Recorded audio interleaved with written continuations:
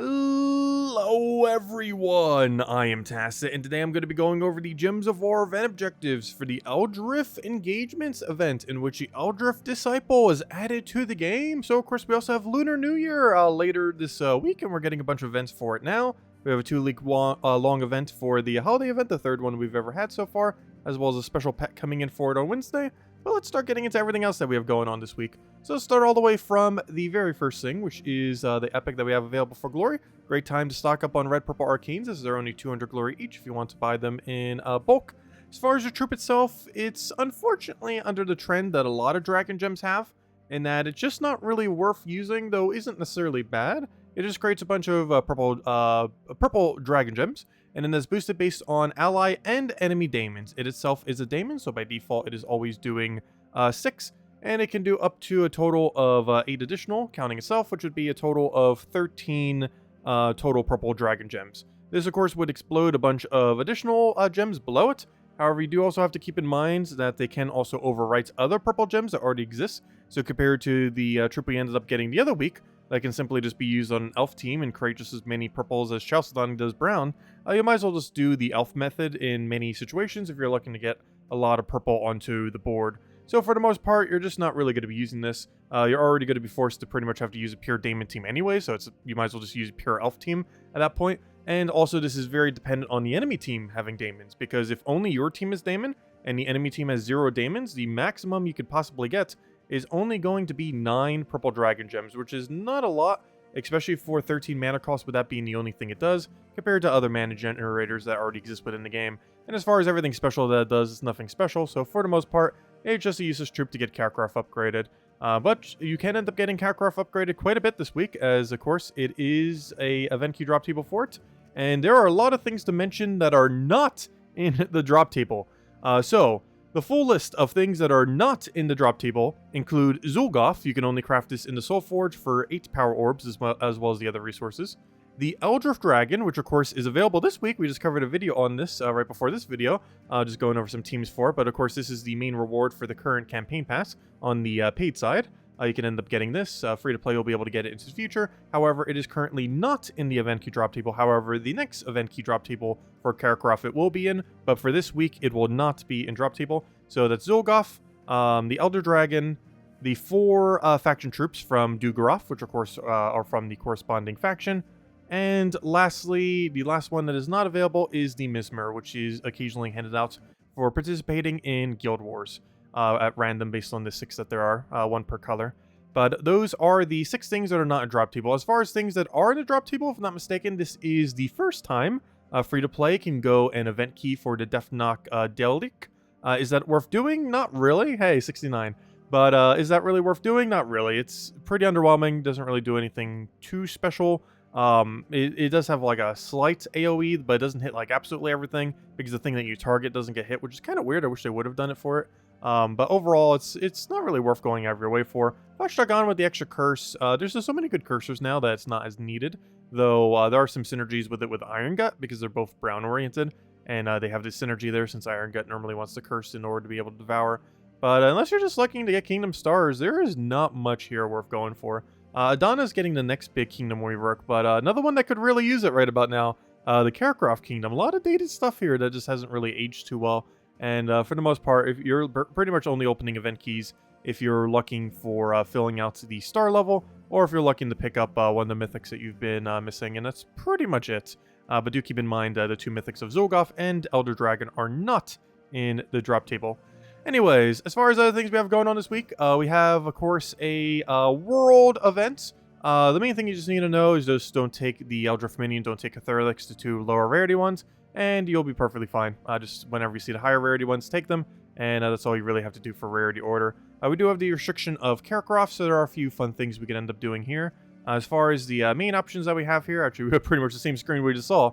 But main things you're looking to use are obviously build around Zul'Goth. We have both magic and scroll damage this week, so you can build around either or. You can build entirely around a new Elder Dragon if you so choose. There's not too many ways to do full AoE, so if you're looking for like free-to-play methods to do full AoE, gosh, you're likely looking. Why on earth is that such a tongue twister? You're likely looking for something like Medea And if you happen to have it, one other one that actually works, because you do have to get restricted to Duergaroth weapons or something like a Staff of Madness. This is the $5 money locked weapon, so don't go out of your way for it. Just use Medea if you happen to have it.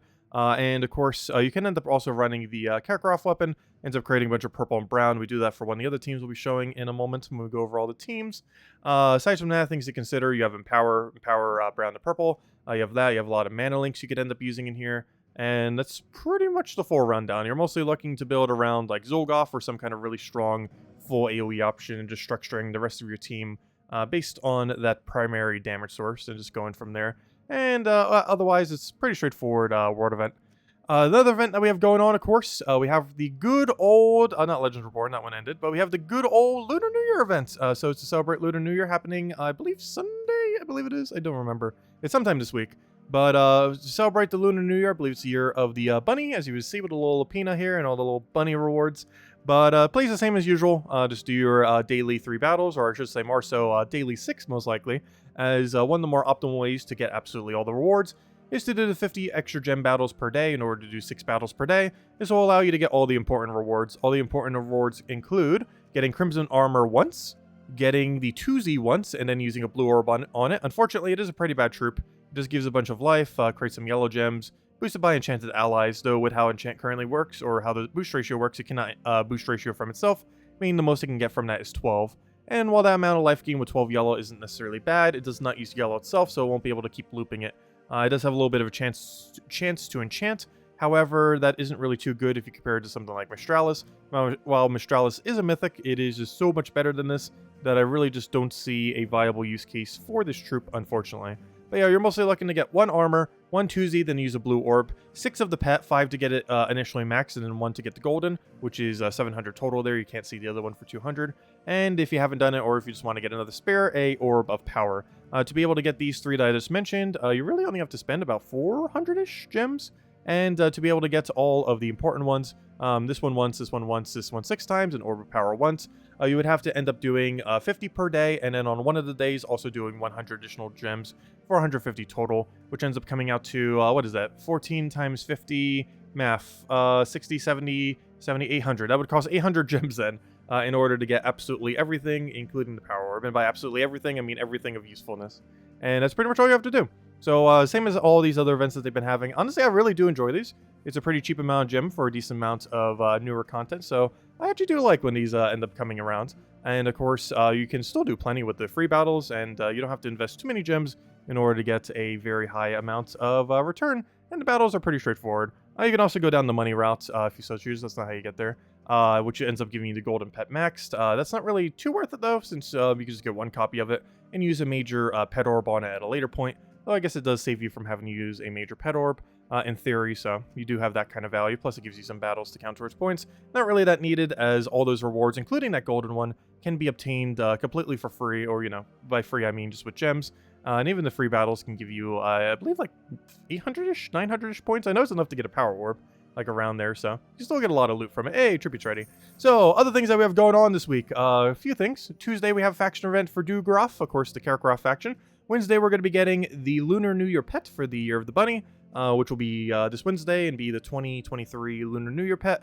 Thursday, we have ourselves the Sorcerer class event. Sorcerer, unfortunately, despite being a cast-based hero class, is among one of the weaker hero classes in the game. Not the absolute weakest, but definitely on the lesser end. There's just so many hero classes that are better than casting at it, which is rather ironic given that it, in theory, originally was made to be the best casting hero class. And at one point was, way back when hero classes first came out.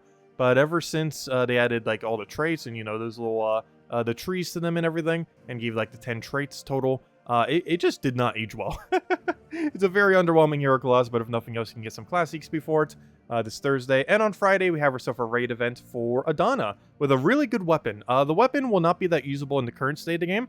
However, Adana is getting a rework. I can't remember what month, but sometime in the next few months, it is getting a rework. And with that rework, while that weapon that we're getting this Friday might not be usable currently, or might not be that useful for various teams, it might be after the rework to Adana. So definitely make sure to pick that up this Friday during the raid event. Aside from that, Soulforge, there are quite a few enticing options this week. So let's start from the bottom here. Arc Proxy Evandra, this is the first time Shinsuke got buffed 2 weeks ago that she is available. You can end up getting her for 4,000 diamonds. The buff that she got is she now has a 26 mana cost instead of 30, which makes her a lot more viable. She's pretty much the premier Uber Doomskull user in the game as of currently, and the main thing that you're looking to kind of use if you're looking to do that mechanic. It also has really good synergy with Lord of Slaughter plus her, due to the mana coverage that they have together, while also creating a bunch of explodey skulls. He ends up doing Doom Skulls, and of course she does Uber Doom Skulls, which are kind of like Doom Skulls, except they account for 10 damage instead of 5, and they explode in a 5x5 without the corner instead of the 3x3. So, still a pretty good mythic out there, and one of the best skull spammers that can also be synergized with other skull spammers. Anyways, aside from that, another good one that we have this week, Sakharok. Sakharok's just a good infinite mana accumulator. It's not a perfect true infinite, but it can normally get pretty close. Ends up giving a bunch of free life to your team as well, so if there's ever like a really broken life boost ratio troop that eventually gets added to the game, well, he'll be ready to go for that, so definitely make sure to have it in preparation to what could potentially happen at some point. But aside from that, it's just good for using as various mana accumulations. He's used kind of like how the giants do, all the giants that have like the double, or the giant trolls, all the ones that have the doubling to a color. Except this can end up doing it to any color you want, so you can end up normally putting it into a green or brown spam. Normally gets used with like Truffle or something similar, and just kind of keep spamming the mana from there. Though there's a very wide range that you could do, though it's normally only brown, green, and blue, so that he can also feed back into himself. Next, we have ourselves the final thing that's kind of worth getting. While it's normally not too worth crafting legendaries, this legendary is noteworthy enough that might consider crafting. It is Web Spinner. Web Spinner not only got a bit of a buff last week, since it did get a pet that you could theoretically obtain. It was gem locked, but I'm not sure if it's immediately in drop table or in a drop table in like a few weeks. But basically, it's essentially +5 stats to Web Spinner now. So even though Web Spinner did not get buffed with all of these Zolkiri changes, it did in theory get buffed with the +5 to all stats that the pet would eventually be able to get you if you don't already have it already. So it's much stronger that way. It's mostly noteworthy for the triple damage that it has. It can basically triple damage almost everything in the game because it applies web and does triple damage to anything that is webbed as well as poisoned. But it's really relevant that it does it to webbed because it goes in top left to bottom right order, and that does mean its snare actually triggers before the triple damage check, meaning that if they currently have no status effect, but they don't have immune to web, you will triple damage them. Meaning unless they have impervious, because almost nothing has just immune to web, though there are a few. But basically, unless they have impervious or a similar trait that stops web, you will be able to triple damage onto like 90% of things within the game, making it a really, really good first slot option. Also gets to do poison and a little bit of AoE spam into itself, but it's most notably used for its triple damage against almost everything in the game. Anyways, as far as weapons, pretty underwhelming. Nothing really over the top. If you're looking for like maybe one of the mana accumulation ones, like I was mentioning this for one of the teams for the Duergaroth event, for the World event, I mean, which is Duergaroth based, like you can end up incorporating that. But for the most part, I don't believe there was a single good one. Let me just double check. Were there any of those weird ones that you need for the other craft? Soul of Xenos is always available, right? Imagine losing track. Yeah, that was always for the Xenos thing. Never mind. That's the Xenos one. I always confuse it with that one that needs the good old Dustbringer. Because if you ever see one of these 3 artifacts, it's the ones you want to end up making sure you get, just so you will be able to get Dustbringer in the future. But nope, none of them are here. It's just the generic weapons if you want to go and upgrade the kingdom, or if you want to use them for the World event. Anyways, let's go over a bunch of teams. So, actually, before we do, there are 2 things I guess to also mention. There are still 2 ongoing events that are happening right now. One is the Kingdom Pass, so make sure to be getting 10 crowns per day. Easiest way to do this is just spam Explore with a quick kill team, and just get 10 crowns, and you'll be good to go. This will be able to progress you, even if you're just doing the free side, still worth it. You end up getting a weapon on that side, as well as a bunch of loot along the way. And of course, if you paid for it, you definitely want to make sure you finish to the end. Overall, the loot for it's similar to the Broken Spire one. Every single time they've been doing it for already existing kingdom, the loot has definitely not been as good on the paid side. But you're still getting access to a couple things early. It can help upgrade the kingdom of Zolkiri, if nothing else. And of course, the other still occurring event, and the final week to go and finish it, is the current campaign. So of course, finishing it, and if you're on the paid side, we'll end up giving the Elder Dragon. We just covered a video on that earlier, as I mentioned. And overall, he's decent. He has 4 times Curse. He has Curse Gem Spam. He has a pseudo loop into itself. It has one of the best magic reductions in the game, though that's situational. It also has Blue-Purple Storm at the start of battle, which is kind of interesting. But overall, it's just slightly above average. Wouldn't say it's like one of the better ones, but it's like a utility troop that's decently useful that could come in handy from time to time. So there's those 2 reoccurring events that are still going on, as well as the campaign finishing up this week. But anyways, let's start from the top as far as going over teams here. So first team we have here uses that weapon I was mentioning, the one that's available in Soulforge. This ends up creating a bunch of purple and brown based on Duergaroth, and guess what? You're restricted to purely Duergaroth, so helps out quite a bit. Next we have the Elder Dragon, which is currently from the Kingdom Pass. This is not required for this team. This is technically just a Zul'Goth team, but this will help for the earlier battles. If you want, you can end up replacing this with Medea or whatever. Oh wait, can you use? Yeah, you can use Medea for this one. But basically, like any full AoE option, you can end up putting there and just kind of having that for the earlier fights, and then like shift your Zul'Goth and just kind of shift the team as you need afterwards when you don't need the AoE as much. But this team's kind of just structured around doing both, where you're initially going to be doing stuff of the overworlds into the Elder Dragon for the primary damage, and then eventually clean up with a Zul'Goth cast. And the Eldritch minion is mostly here for the brown to purple, which is also convenient because this creates brown and purple, meaning that you'll be able to pretty much almost always, after casting the Staff of Overworlds, be able to go into an extra turn off the Eldritch minion off of its convert. So pretty nice synergy there. For the cheaper team, literally just go completely around any full AoE option you have, whether this is Staff of Madness or Medea or anything else that you might have. You're mostly just looking to get a lot of mana towards them. In this case, we're just feeding the good old Wall of Tentacles strategy, or really, there's a couple different ones of them, but basically the Wall strategy, where you get 5 mana to all adjacent allies, and you basically do this in order to just shift your mana all over the place. You get 5 every single time, which means every single time you cast 2 tentacles, you'll be able to get the 3rd tentacle to full mana. Basically, you'll have infinite mana. You never even need to really touch the board. You just keep casting that, cast whatever your main kill option is, and then repeat. Go back to the Wall of Tentacle casting, cast whatever your main damage source is, and rinse and repeat until you have won. Next, we have the red event, which of course is referring to the current 2-week-long Lunar New Year event that we have going on. As far as team here, of course, we are restricted to red, including red weapon, so you have to use a red weapon for this. For the first one that we have here is basically a Marilith mana accumulation team using Staff of Storms here. If you happen to have it, it's nice. It has auto enchant on it, so you end up getting that. If it'll show in a second, it does get enchant. Come on, loading, loading, loading. Come on. I'm sure there's a way to click straight to it, but as you can see, it enchants itself. It also gives some mana to allies, so ends up getting a little bit extra mana there compared to a normal explodey weapon. But primarily, we're just trying to win off a Scourge of Honor. It's basically a pure true damage team. We have Marilith for some small amount of pressure, but obviously mostly for mana accumulation. We have Scourge of Honor doing a good majority of the damage with a nice 69. And we have Tina 9000 doing the cleanup, where it can easily focus down whatever might revive, or if there's just one unit left, or if they have spell reduction or anything else, it'll be able to clean up whatever's left, and you'll be good to go. For the cheaper team here, it's basically built around Gargoyle. You can put hero in first slot with like a Barrier Brown if you so choose, if you find you're dying too much. If you need to scale a little bit, though, if you're just doing the battles to be able to get all the basic rewards, I don't really feel like you hit much of a wall as far as their stats, but earlier on in the game, you definitely could potentially. So if you find that happening, just put a Barrier Brown hero class in first slot with any kind of red weapon you want, even just Crude Club or something that doesn't use a lot of mana. And the basic premise is the same. You're using Marilith to mana accumulate into a bunch of damage sources. You could also replace these Gargoyles out for pretty much any AoE red in the entire game. But I want a Gargoyle as this nice cheaper option that you can get very easily just by throwing a bunch of Chaos Shards at the Hall of Guardians, and you're likely going to get multiple copies within a very short number of them. Within about 500 to 1,000, you could probably get yourself 3 Gargoyles, maybe even less if you get lucky, potentially even within 200. Anyway, so that's everything that you need for those events. Next we have the Duergaroth faction. This is a brown-purple faction that will be occurring tomorrow. First team we have is a pretty standard Guards Avatar, Surquite, and Hadley. Actually, all the meta can pretty much be used for this one.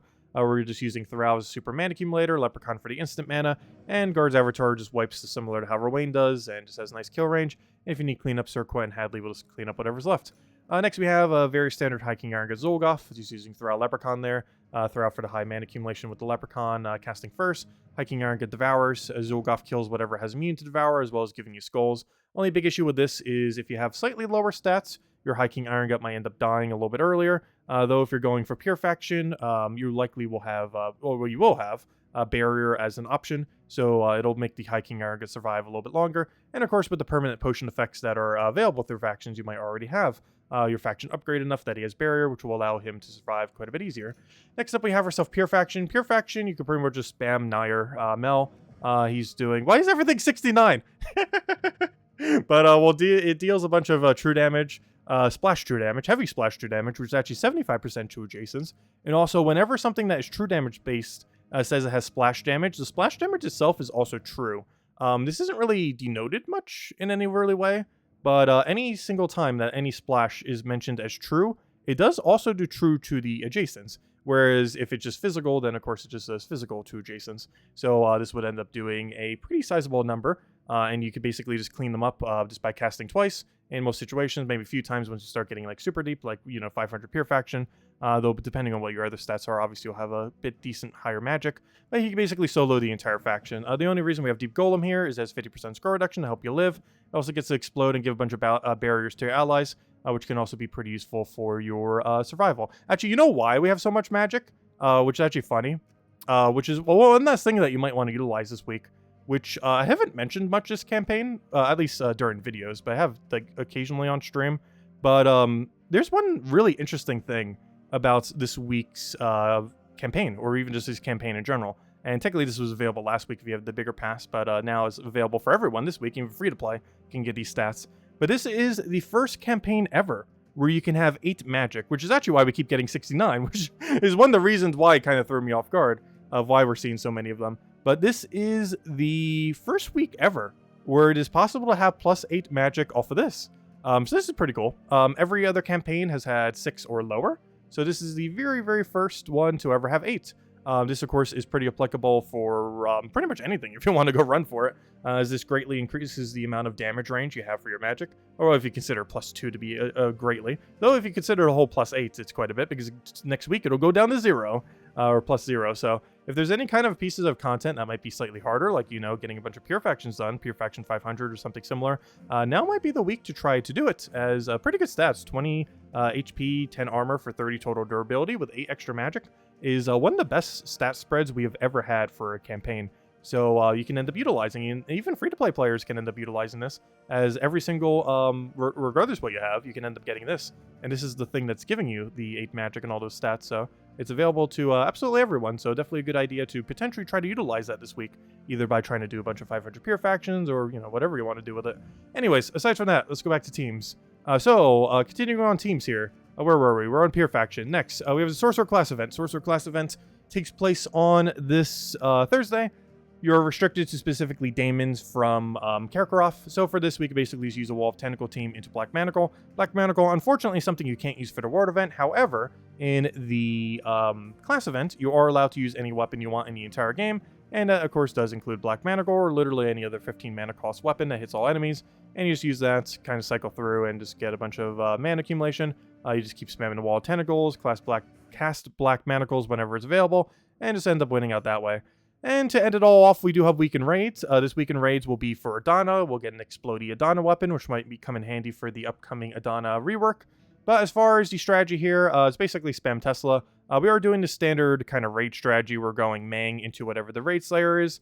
You cast Mang onto the boss, you use the Raid Slayer to go kill out the boss, and then from there we could basically just cast Tesla twice to end up killing out the other 3 units. And if they're somehow still alive, you can just take a skull with your Mang boosted attack and just end up winning. The main reason we're still using an armor tier kind of structure is mostly to deal with Zul'Goth. Zul'Goth's by far the biggest threat, and double Tesla generally will not be enough to kill it due to its higher durability compared to the lower durability of the rest of its team. So it is a good idea to still go and dispose of it with Mang into the raid troop, and then simply just clean up the rest of the team with Tesla. You could potentially go for another mana accumulation there instead of double Tesla, but given that you're going to be getting passive mana constantly through enchant, by the time you end up manging into the Raid Slayer, you're pretty much going to be pretty close to getting full mana on Tesla anyway, so you might as well just go and have 2 of them, rather than have a mana accumulator that can potentially get it up, as you're probably going to get it up off of enchant anyways. Speaking of that, anyways, guys, I'll wrap it up for now. If you still have any other questions, feel free to leave it in the comment section below. Definitely feel free to leave a like on this video, as it helps all out and is greatly appreciated. Tonight, we will be finishing out all of the Chapter 10 tasks, so feel free to tune in as we stream every single night at 8 p.m. Eastern Standard Time. Anyways, guys, I hope you all have a wonderful, wonderful week, wonderful holiday, and I will catch you guys later. Goodbye, everyone, and thanks for watching.